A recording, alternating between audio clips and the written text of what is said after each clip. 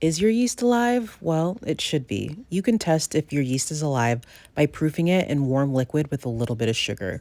If it becomes foamy and creamy after a few minutes, it's active and ready to use for baking. If you're following a bread recipe that calls for yeast and your bread doesn't double in size, then you probably are working with dead yeast. Let's review the proofing process. Warm water, no more than 115 degrees. Sugar, any type, brown or regular. I like to use a whisk here. You can use a bread whisk or just a normal kitchen whisk. Then you can see once the yeast feeds on that sugar, it pops, it comes alive. When you have healthy yeast, that's when you can go from this to getting your dough to double in size, like you always hear when you're making recipes. When you see all those beautiful airy bubbles in your dough, that's because the dough has gone through a process called fermentation. To simplify it, that just means that the yeast is eating the sugars and producing carbon dioxide and ethanol. The gluten in the dough traps the carbon dioxide inside of the dough, which makes it rise because it can't go anywhere else. Not all bread recipes call for your dough to rise, but at least now you know what's happening when it's happening.